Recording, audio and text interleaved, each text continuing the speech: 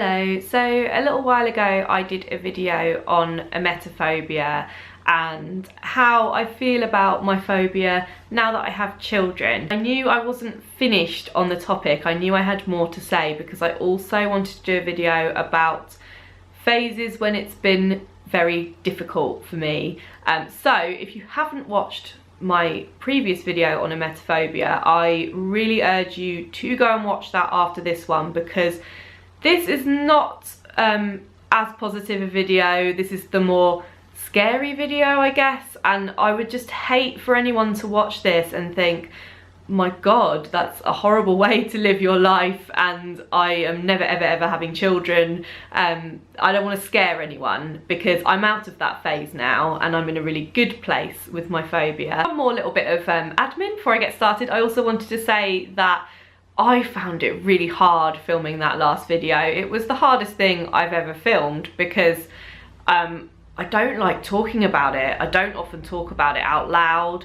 I have a huge issue with jinxing myself, so if I talk about my worries about getting ill, speaking that out loud is just too much because it makes me feel like if I say it out loud, it's gonna happen. And I thought I would be okay filming it because I'm in a really good place, but it was tough. So please bear with me if this video is slightly disjointed. So obviously I've had phases before children where my emetophobia was really bad, and as I mentioned in my other video, I didn't really want to have children at one point because it was so bad. And then after I had my first son, and he naturally got ill a couple of times, and I realised, okay, it's not as bad as I thought, this isn't pleasant, but it's okay. But then, as things tend to do with phobias, something switched and it all kind of went wrong.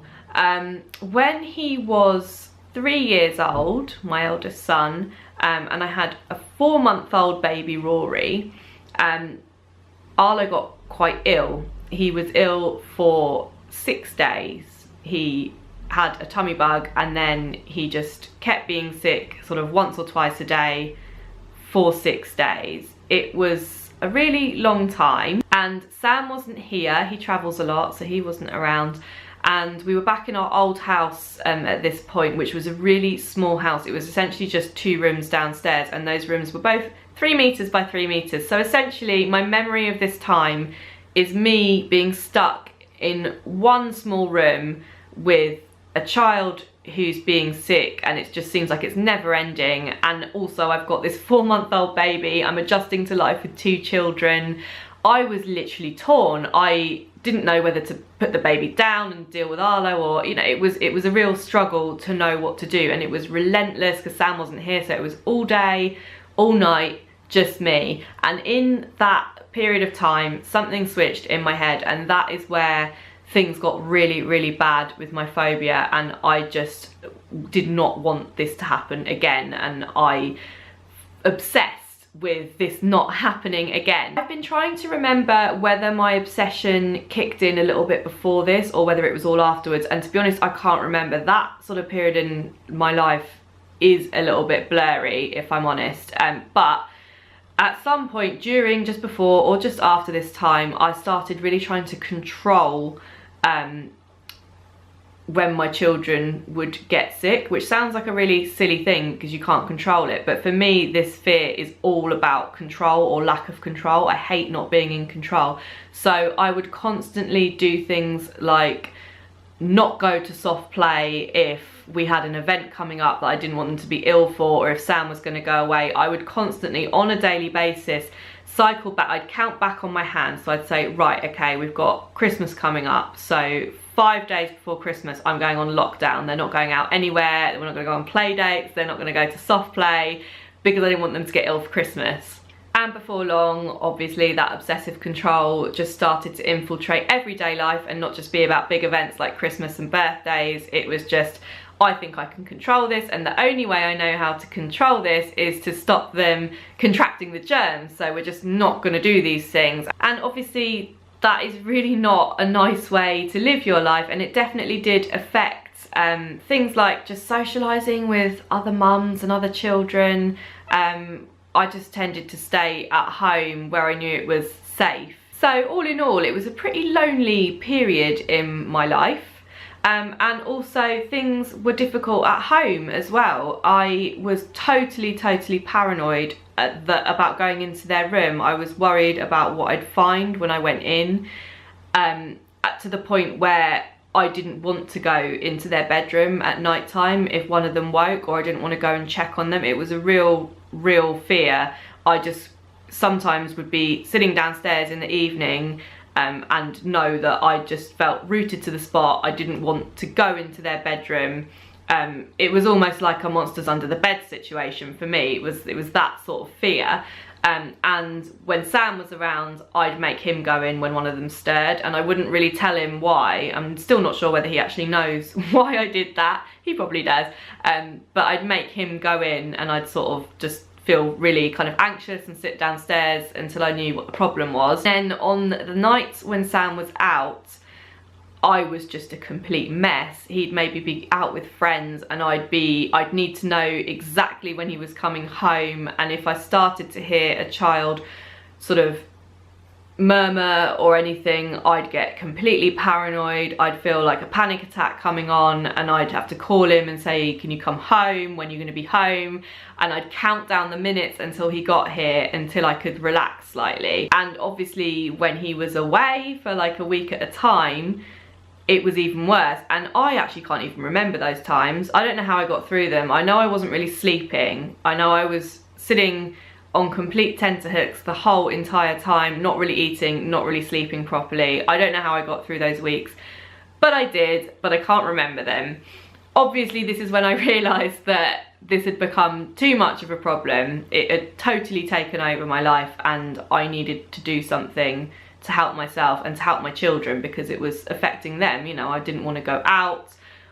I didn't want to go and be with them in their room, and that's a really hard thing. You know, these are people that I love, they're my children, but my phobia is preventing me from wanting to kind of be with them and help them. The toughest thing is having the people that you love form a part of your phobia, which is basically what it was for me. My children were my phobia because I was worried about them getting ill, which is a really hard thing to deal with and to accept, because they're your children. You want to help them and love them no matter what, and yet I had this huge stumbling block that was severely affecting my mental state and our day-to-day life. So I knew I had to do something, and I wanted to do something. Obviously I wanted to feel better and not feel so anxious, and all the sort of panic attacks I was having was just horrible, and it was just not a nice way to be living. So I went to my GP because I'd heard that CBT therapy could be good for emetophobia. If you haven't heard of CBT therapy, it's a form of counselling where you talk through your kind of struggles in a way to change the way your mind thinks about them. So I went to ask my GP about this, and it didn't go particularly well. I can't remember exactly what I said, but I think it was along the lines of, well, obviously I explained that I had this phobia and that I've had it for a long time, and that it was much worse at the moment, and that I wanted to be referred for CBT on the NHS. I think in the midst of there, I probably mentioned that my phobia made me not really want to be around my children, and if I had a choice, I would probably run away from it rather than deal with it when they were ill. And I think obviously my GP decided this was a red alert for something that it wasn't. I think he completely misread the situation, and instead of referring me for CBT, he gave me a piece of paper with the number for social services and said that if I thought I wanted to not be around my children and essentially I was a danger to them, I needed to call this number and let them know. And that was what I was left with. Left the GP, no help, just here, call social services. And I don't know what the protocol is. Maybe he was trying to be helpful, and maybe I would have called social services and they would have been able to help me. But in my head, which was already obviously quite a paranoid head at this stage, I'm thinking, my God, this doctor thinks I'm a danger to my children, and he wants me to call social services and alert them to the fact that I'm possibly a danger to my children, which obviously I wasn't going to do. I'd just like to segue here and say that although I would have loved to have just run away when my children had been sick, I'm sane in my mind, and I knew that I had no option but to be there and help them, and I never ever ever would have run away. I always fought that inclination.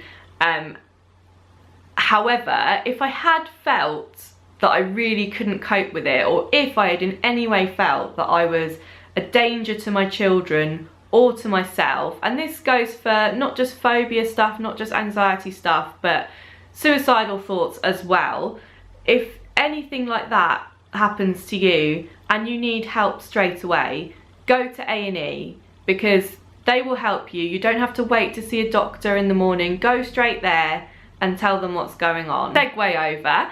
So I didn't get the CBT that I wanted, so I decided I would pay for it privately, which is great because I could afford to do it at the time. A couple of years before, there's no way I would have been able to afford to do it, and it's obviously a really bad situation if that's you and you can't access this help on the NHS. If that is you, I would say go back to your doctor and be more forward than I was in what you want, and just keep going back until you get that referral. So with CBT, things slowly did get better. I am not citing CBT as a miracle cure. A lot of it came just from me and just because I wanted to get better, and a lot of it was just time as well and removal from that stressful situation. I think a lot of it was brought on with, it coincided with having my second child, and looking back I can see that now. I can see that this was my kind of postpartum crisis, and that's how it manifested itself. But at the time I obviously just thought, I've gone completely mental,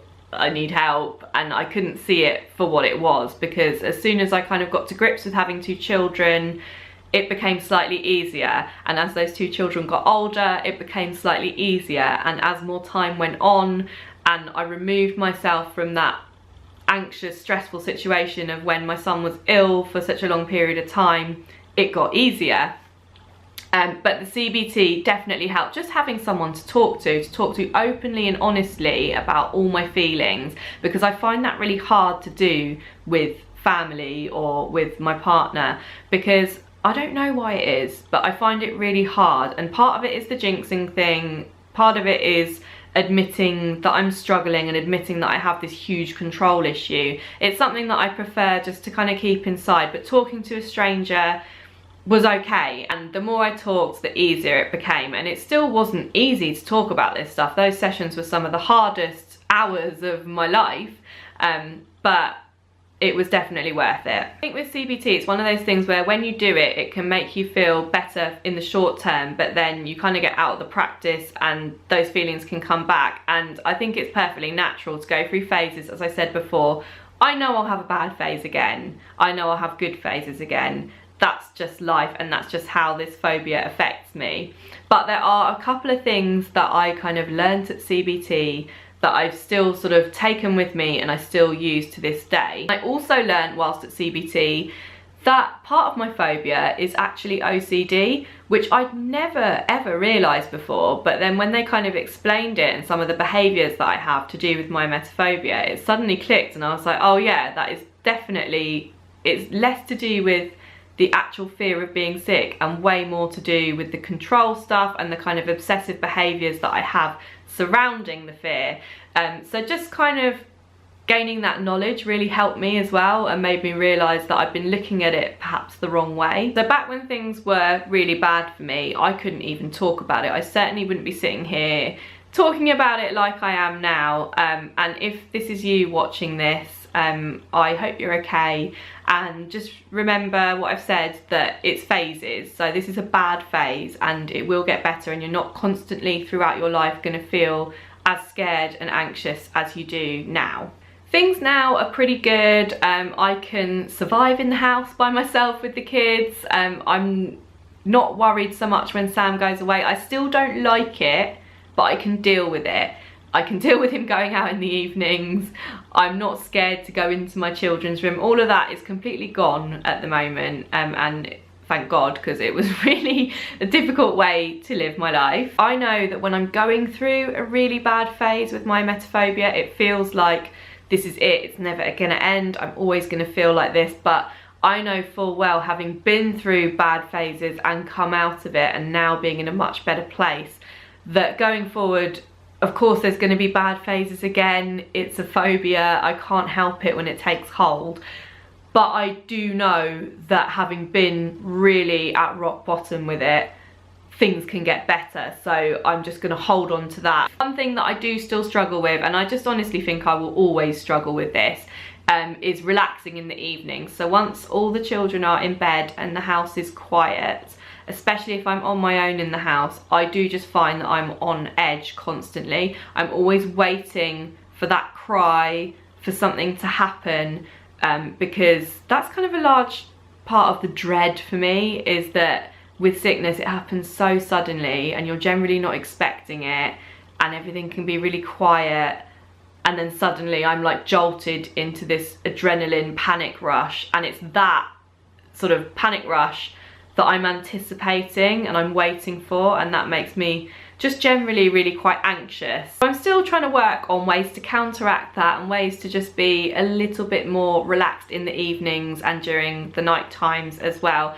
But to be honest, I think I just have to accept that that is the way I am, and kind of when I accept it, it just makes it easier because it gives me a break. It's like saying it's okay to feel like that. You don't have to feel completely normal all the time, and anxiety is a thing for me. So I'm just gonna own it and I'm gonna accept it, and I'll do things that will try and make me feel better temporarily, but I'm not gonna beat myself up that I can't kind of cure it completely. If you're watching this and you're suffering the same kind of anxieties, I just think it's quite helpful to hear someone else say, yeah, I feel the same too.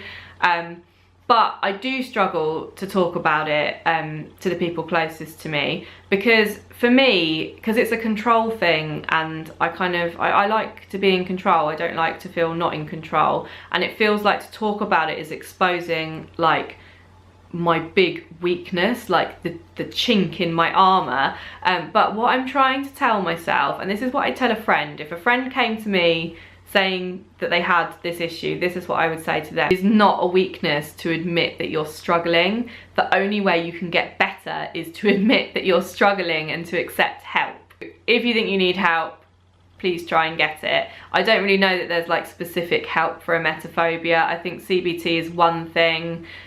Counselling, just straight up counselling as well, I think can be helpful. Just talking about it with someone, talking it through, or at least getting help for your anxiety, because that's kind of the thing that can be crippling, I think, for most of us. I hope more than anything that this video has been helpful, because that's the reason that I have made it. I never really know how to finish off these videos. Leave me a comment if you'd like to. If anything's particularly worrying you at the moment, just like vent it all out in the comments, that's absolutely fine. I will try and link below to any kind of help articles that I find, anything to do with emetophobia and seeking help. I'm going to put it below if I find it, or if you know any sort of resources you can access or have access that have helped, please comment so that other people can know where to get help, because it's one of those things where even though it's such a common phobia, there's no clear path to getting help. And I think that's something that we need to work on. And if we could go to our GP and say, this is the problem and this is what I'd like as the solution, and we knew what sort of help was there, that would be a really positive step in the right direction. So yeah, let's try and help each other. Please comment with anything that might be useful for other people to read or to access in terms of support. Thank you so much for watching. Bye.